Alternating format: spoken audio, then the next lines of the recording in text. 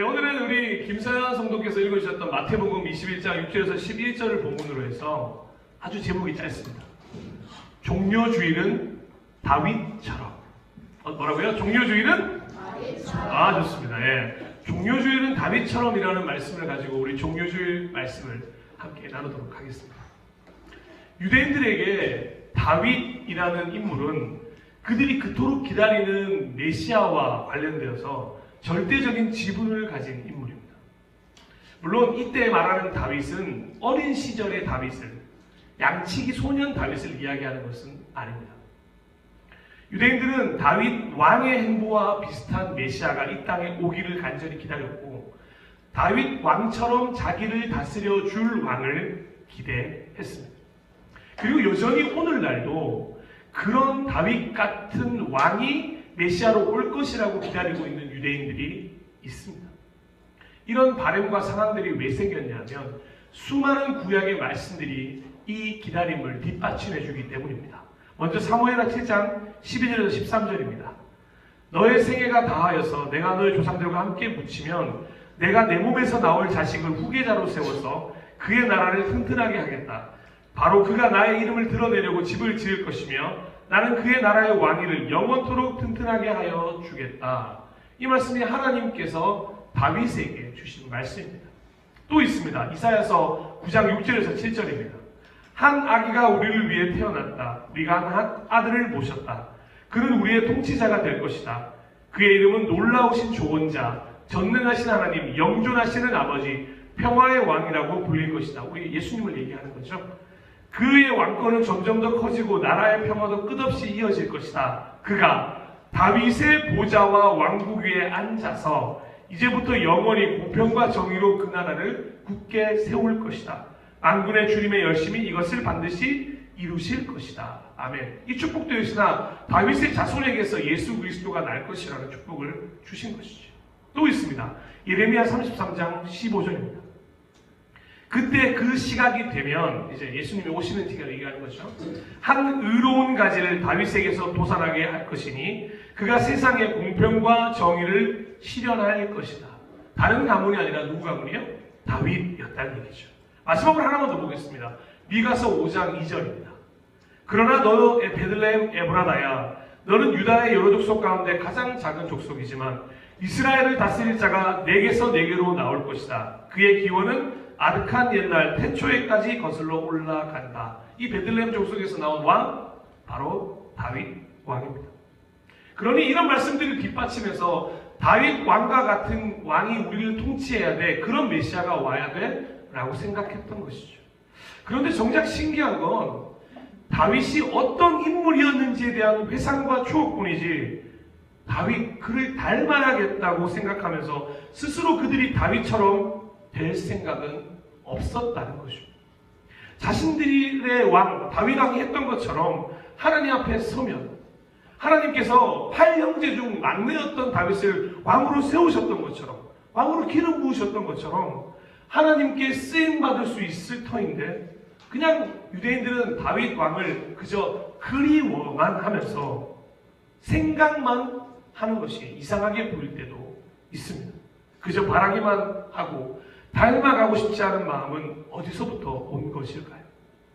또한 그들이 꿈꾸는 다윗은 왕이었던 다윗이었지만 정작 하나님이 다윗을 왕으로 기름 부은 때는 다윗이 왕으로 있던 때가 아니고 양을 지키던 시절이었다는 것을 유대인들은 잊어버린 듯 보이기도 합니다.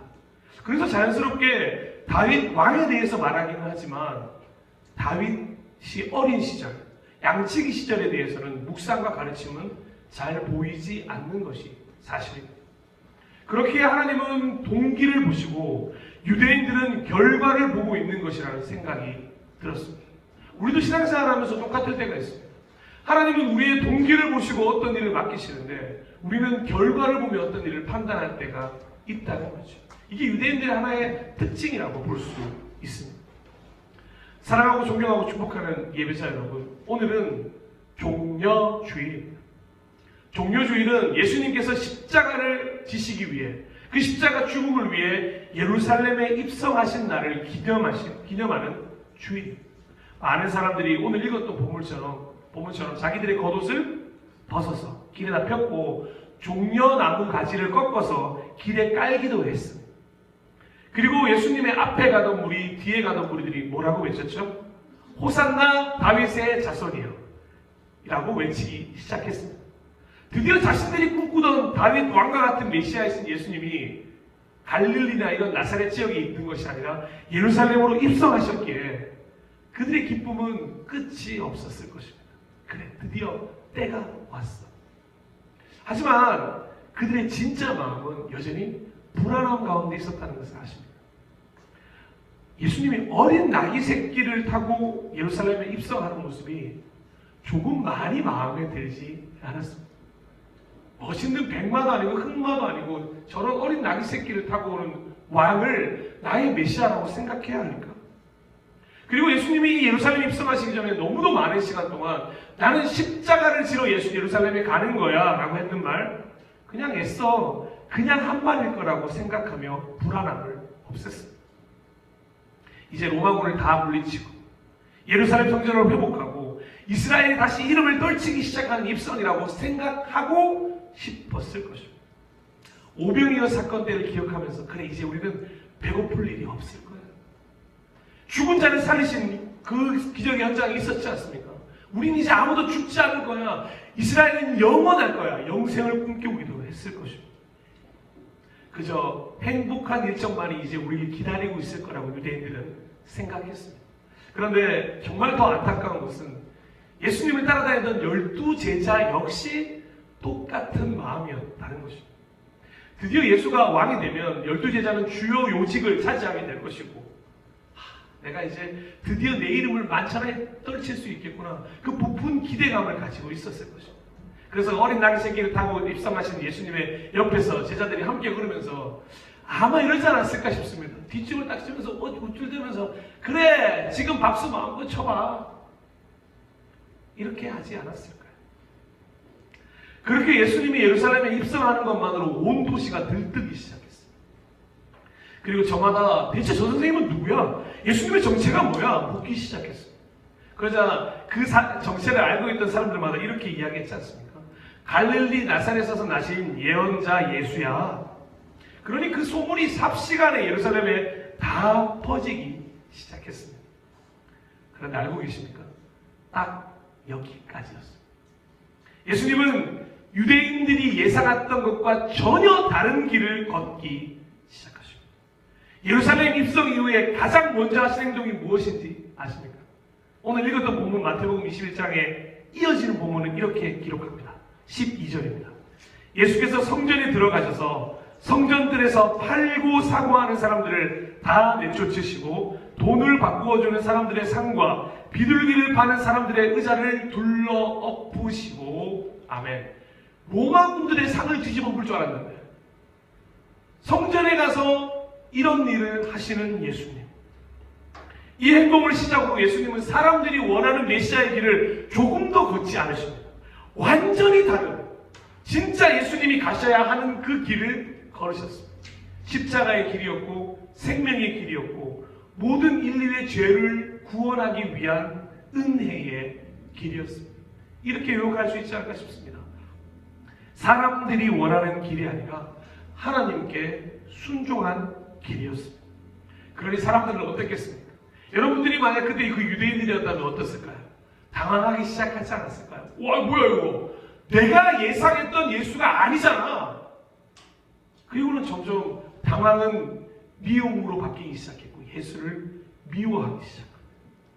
더욱이 주변에서 제사장과 율법학자들이 계속해서 선동하고 부추기니까 그거에 넘어가서 예수가 거짓 선지자이고 하나님을 대적하는 이단 사이비 교주야 라고까지 몰아가기 시작했습니다.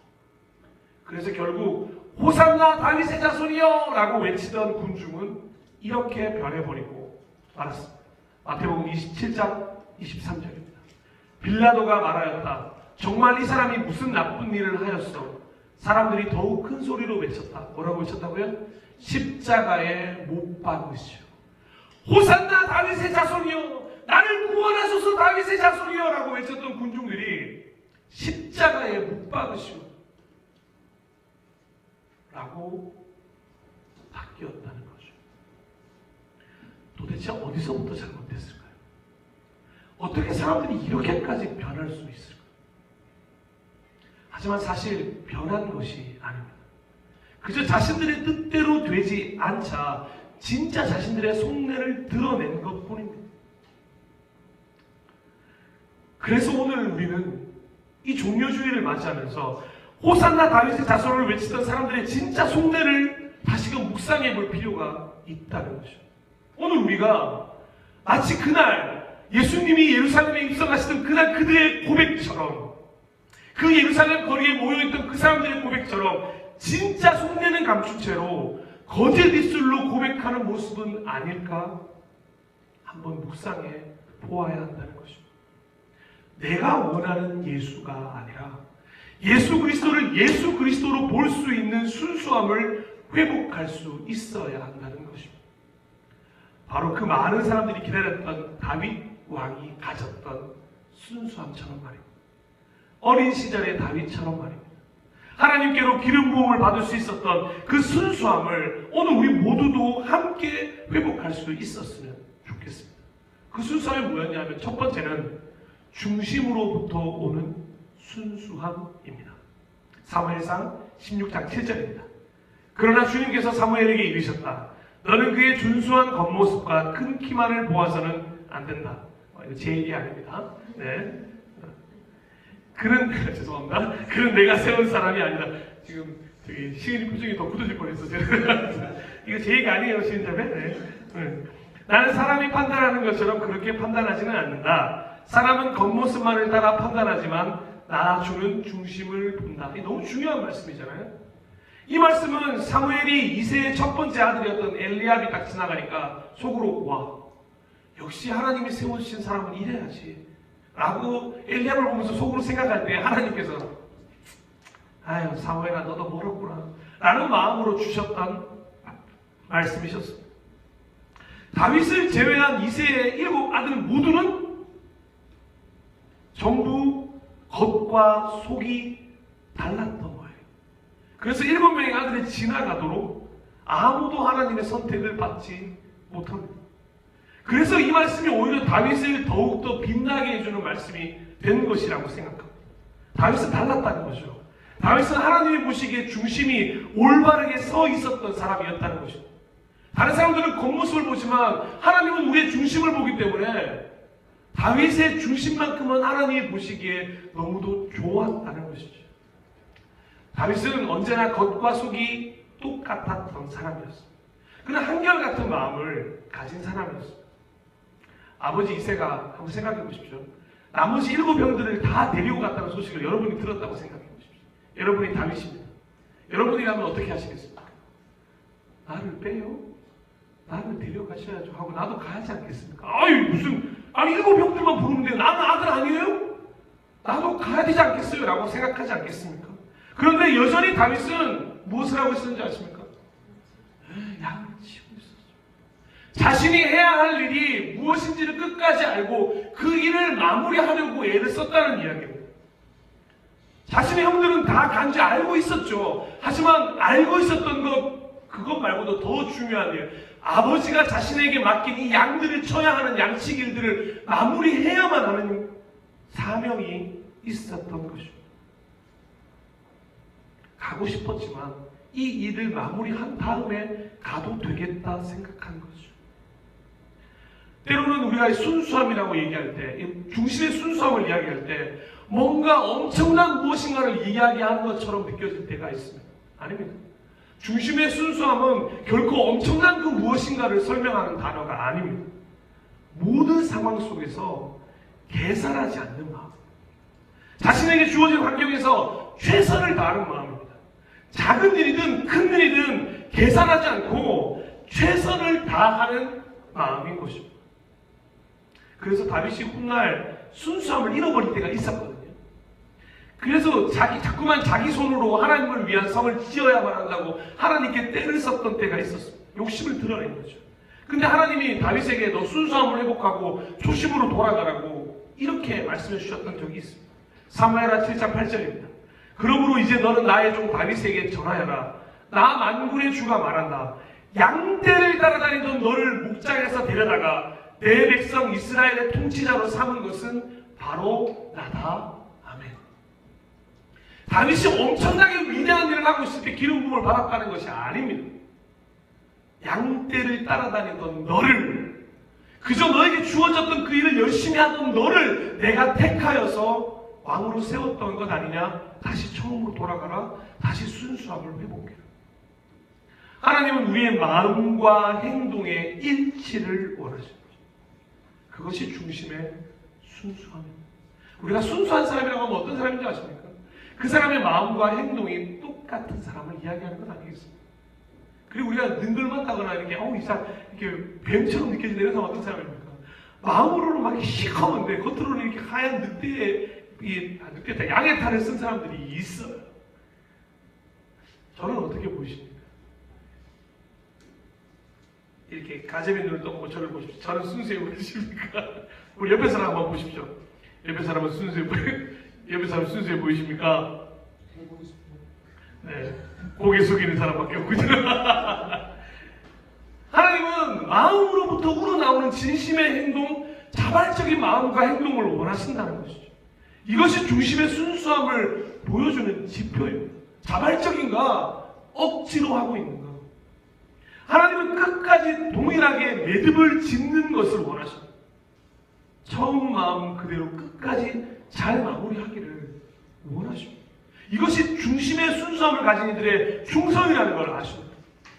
여러분들이 맡게 된 일이 아주 작은 일이라 할지라도 그것이 하나님의 일이라면 이걸 끝까지 잘 마무리하시는 게 충성입니다.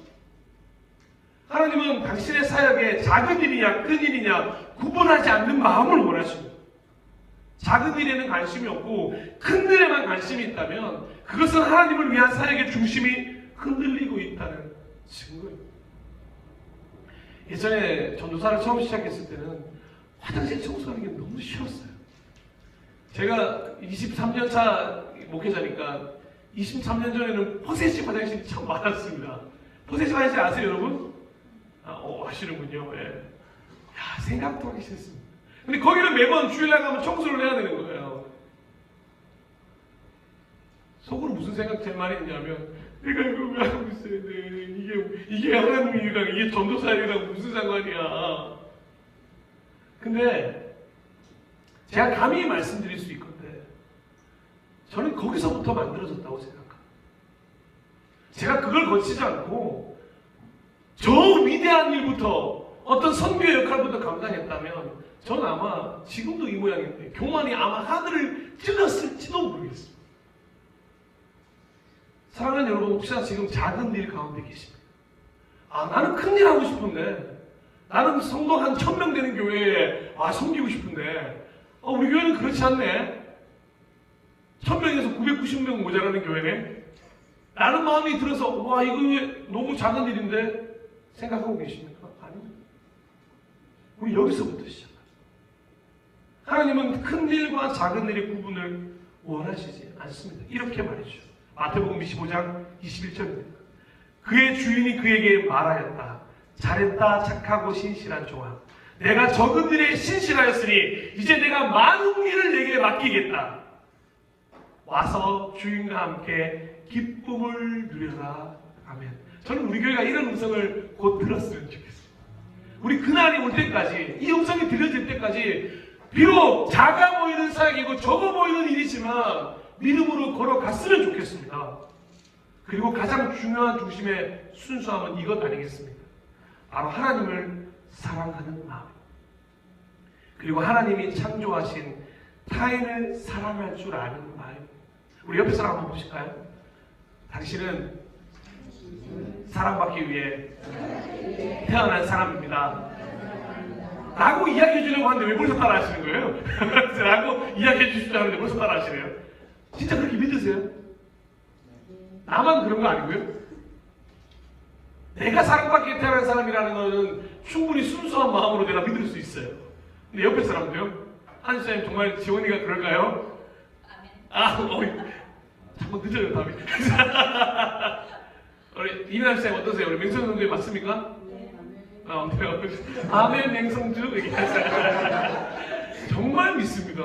너무 그렇게 생각합니다.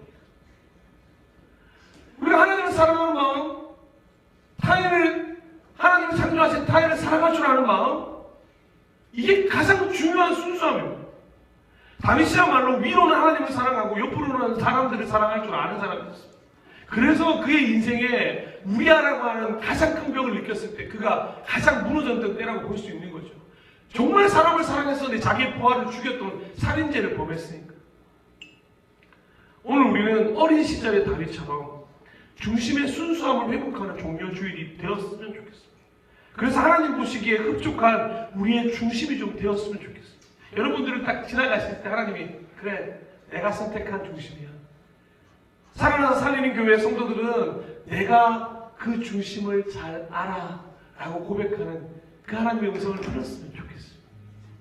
우리 두 번째로 회복하고 싶은 순수함이 뭐가 있냐면 바로 지금 여기에서 최선을 다하는 순수함입니다. 사무엘하 6장 14절 말씀입니다. 그리고 다윗은 모시로 만든 에봇만을 걸치고 주님 앞에서 온 힘을 다하여 힘차게 춤을 추었다. 아멘. 이번에는 다윗의 어린 시절이 아니라 다윗이 왕이었던 시절에도 변함없이 보여주었던 순수함에 대해서 한번 배워볼까 합니다. 사무엘하 6장을 잘 보시면 블레셋에게 빼앗겼던 주님의 개가 참 많은 우여곡절 끝에 다시 다윗성으로 돌아왔을 때 다윗과 온 이스라엘의 감독들이 막 환호성을 지르고 축제를 하는 장면이 등장한 겁니다. 그런데 그 축제 가장 앞에서 그 축제를 이끌었던 사람이 누군지 아십니까? 바로 다윗 왕이었습니다. 전심으로 기뻐하면서 주님의 개가 막 다시 돌아왔다 막 소리치면서 가장 기뻐했던 사람이 바로 다윗이었다는 거죠. 뒤에서 채통을 지키면서 그래 주님의 개가 들어왔구만 하지 않다는 얘기죠. 가장 앞에 나서서 가장 기쁨을 표현했던 사람이었습니다. 왕의 채통이 하나님 앞에서 무슨 필요가 있겠습니까? 그토록 기다리던 주님의 언약궤가 다시 돌아왔는데 무엇을 더 생각할 필요가 있겠습니까? 너무도 기뻤고 행복했던 다윗이었습니다. 눈치 볼 필요도 없고 신경 쓸 겨를도 없었습니다. 모시로 만든 에봇을 입었는데 모시로 만든 에봇이 뭐냐면 우리가 조금만 춤을 추면 속옷이 다 비칠 정도의 옷입니다. 그래서 그 옷을 입고는 진짜 채통을 지켜야 되는 옷이거든요. 근데 그 옷 입었든 말든 뭐 옷을 입었든 안 입었든 그게 다윗이 신경 쓰겠습니까? 그저 주님 앞에서 온 힘을 다하여 힘차게 춤을 추었던 다윗이었습니다. 온몸으로 온 마음으로 주님을 기뻐했던 것입니다. 사실 매해 반복적으로 돌아오는 종료주일, 고난주간, 부활주일, 그래서 많은 사람들이 큰 의미를 두지 않기도 합니다. 아니 어차피 매번 반복되는 절기인데 굳이 지켜야 할 필요가 있어? 회의적인 사람들도 있습니다. 사실 부끄럽지만 저도 그랬던 적이 있습니다. 그런데 하나님께서는 우리를 너무도 잘 알고 계시는 분이신 게 우리가 얼마나 자주 빠르게 하나님을 잊어버리는지 그것도 확실하게 하나님을 잊어버리는지 너무도 잘 알고 계신다는 것이죠. 정말 아무런 의미를 두지 않고 절기를 보내다 보면 하나님도 우리 안에서 아무런 의미가 되지 않는 것이 순식간이라는 것을 하나님이 잘 알고 계신다는 거죠. 종료주일이 아니면 예수님의 예루살렘 입성에 대해서 우리가 묵상할 일이 잘 없다는 것이죠. 고난주간을 통하지 않으면 예수님이 왜 고난을 받으셨는지에 대해서 묵상할 필요도 없고 그 십자가가 나를 위한 것이었다는 것을 생각할 필요도 없다는 거죠. 부활주일을 묵상하지 않으면 우리 부활주일이 얼마나 그리스도인들에게 중요한 소망이고 중요한 날인지를 잃어버리게 되는지, 그래서 우리는 계속해서 매해마다 반복적으로 종료주일과 고난주간과 부활주일을 기념하는 것입니다. 그래서 역설적으로 그런 절기만이 아니라 매 주마다 돌아오는 예배에 오히려 최선을 다하는 것입니다. 다윗은 주님의 개가 다시 돌아온 것만으로 기뻐했던 건 맞습니다. 그런데 더 기뻐할 필요가 있었던 이유는 이제 그 주님의 개와 함께 할 수 있다는 것이 더 기뻤던 것입니다. 돌아온 게 기쁜 게 아니라 이제 매주 그 앞에서 매일같이 그 주님의 개 앞에서 전심으로 춤을 출 수 있는 환경이 조성되었기 때문에 더욱 기뻤던 것입니다. 여러분들께서는 매주일마다 예배를 드릴 수 있다는 것만으로 감사한 마음이 혹시 있으십니까? 진짜 비교하고 싶지 않고 정말 죄송한 마음입니다만 감사한 일 중에 하나는 예배를 자유롭게 드릴 수 있는 나라에서 살고 있다는 점. 때로는 그래서 예배에 대한 소중함을 잃어버리기도 하지만 언제 어디서든 예배를 드릴 수 있는 교회가 이 땅에 가득하다는 것은 진짜 축복이라고 말할 수 있습니다. 우리나라에서 가장 많은 체인점이 뭔지 아십니까? CU 세븐일레븐 아닙니다. 교회입니다. 전 세계에서 가장 많이 들어간 게 코카콜라라고 합니다. 두 번째로 많이 들어간 게 뭔지 아십니까? 교회입니다. 우리 교회가 코카콜라를 넘어서야 되는데 코카콜라에 뛰어넘지를 못해요. 여러분, 예배 드리고 싶어도 예배 드리지 못하고 찬양하고 싶어도 찬양하지 못하는 데가 너무나도 많이 있거든요. 그리고 실제로 우리도 이렇게 자유롭게 찬양하고 예배할 수 있게 된 것이 100년이 채 되지를 않습니다. 분명 훨씬 더 은혜의 현장, 은혜의 환경에 우리가 놓여져 있다는 것을 안다면 우리가 해야 할 것은 매주 지금 여기 매 순간 주일에 다윗처럼 최선을 다하는 순수함을 회복해야 한다는 것입니다. 감사를 회복해야 하고 주신 은혜에 대한 감격의 회복이고 일상의 기쁨의 회복이 되어야 한다는 것입니다. 왜 매일 기쁘세요? 왜 주일마다 이렇게 최선을 다해야 하죠?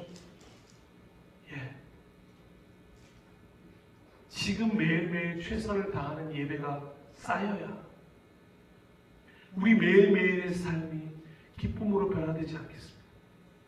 주일마저도 그렇게 하지 못한다면 어찌 우리가 매일매일 기쁨으로 살아갈 수 있겠습니까? 하지만 오늘날처럼 당시에도 다윗의 이런 전심을, 그 순수함을 비난하는 이가 있었고 매너리즘에 빠져서 별로 큰 의미를 두지 못한 이들이 있었다는 걸 알고 계십니다. 바로 그 대표자가 다윗의 아내였고 사울의 딸이었던 미갈이었습니다. 미갈은 이렇게 고백했습니다. 사무엘하 6장 20절입니다. 사울의 딸 미갈이 다윗을 맞으러 나와서 이렇게 말하였다. 오늘 이스라엘의 임금님이 건달패들이 맨살을 드러내고 춤을 추듯이 신하들의 아내가 보는 앞에서 몸을 드러내며 춤을 추셨으니 임금님의 채통이 어떻게 되겠습니까? 이게 사울의 딸 미갈, 다윗의 아내의 말, 한 나라의 왕비가 했던 고백이었습니다. 이 말을 듣고 난 후에 다윗이 어떻게 대답했는지 아십니까? 간절히 바라기는 다윗의 대답이 오늘 순수함을 회복하고 싶은 이 종료주일 예배를 드리는 우리 모두의 대답이었으면 좋겠습니다. 제가 천천히 읽어드릴 테니까 한번 들어보십시오. 다윗이 미갈에게 대답하였다. 그렇소. 내가 주님 앞에서 그렇게 춤을 추었소. 주님께서는 그대의 아버지와 그의 온 집안이 있는데도 그들을 마다하시고 나를 뽑으셔서 주님의 백성 이스라엘을 다스리도록 통치자로 세워주셨소. 그러니 나는 주님을 찬양할 수밖에 없소. 나는 언제나 주님 앞에서 기뻐하며 뛸 것이요. 내가 스스로를 보아도 천한 사람처럼 보이지만 주님을 찬양하는 일 때문이라면 이보다 더 낮아지고 싶소. 그래도 그대가 말한 그 여자들은 나를 더욱더 존경할 것이요. 아멘. 이런 대답을 하는 다윗이니 어찌 하나님이 기뻐하지 않으시겠습니까? 이 대답이야말로 하나님을 대하는 다윗의 순수함을 대변해주는 말이라고 할 수 있을 것입니다. 나는 주님을 찬양할 수밖에 없다. 나는 언제나 주님 앞에서 기뻐하며 뛸 것이다. 주님을 찬양하는 일 때문이라면 더 낮아져도 상관이 없다. 이것이 다윗의 고백을 끝나야겠습니까? 아니면 오늘 우리의 고백이어야 하겠습니까? 오늘 예배를 드리고 있는 종료주일의 순수함을 회복하고 싶은 우리 모두의 선포였으면 좋겠습니다. 누군가가 당신은 왜 매주 똑같은 예배를 그렇게 최선을 다해 기쁨으로 드리는 것입니까? 허무함 가득한 질문을 드린다면 오히려 이렇게 넘치는 기쁨으로 다윗처럼 대답해 주셨으면 좋겠습니다. 설교를 마무리하겠습니다. 사랑하고 존경하고 축복하는 이 예배자 여러분, 오늘 종료주일을 맞이하면서 다윗처럼 순수함을 회복하는 우리 모두가 되기를 간절하게 소망합니다. 매해 반복되는 종료주일이지만 매 이 순간만큼은 다시금 세상에 찌들고 하나님 아닌 것들로 변질된 모든 것을 다시 순수하게 회복시키는 날의 시작점으로 만들어 보는 것은 어떨까요? 그래, 새해는 1월 1일부터 시작했지만 내 영혼의 새로운 시작은 종료주일 오늘부터야. 하나님께서 새로운 기회를 주고 계시는 것입니다. 다시 우리에게 기회를 주시는 이 하나님 앞에 중심의 순수함을 가지고 최선을 다하는 순수함으로 나아가는 주일이 되어보는 것은 어떨까요? 이렇게 두 줄로 요약할 수 있을 것 같습니다. 하나님은 중심의 순수함을 가진 우리를 기다리고 계십니다. 그런 중심으로 이 종료주의를 보내기를 원하십니다. 하나님은 지금 여기 이 예배부터 최선을 다하는 순수함을 가진 우리를 기다리고 계십니다. 그 최선으로 이 종료주의를 보내기를 원하십니다. 그 옛날 예루살렘으로 나귀를 타고 입성하시는 예수님이 지금 이 순간 우리 마음 가운데로 입성하기를 원하십니다. 호산나 다윗의 자손이여 를 외치는 동시에 다윗처럼 순수함을 회복하며 보내는 종료주의 되시기를 축복합니다.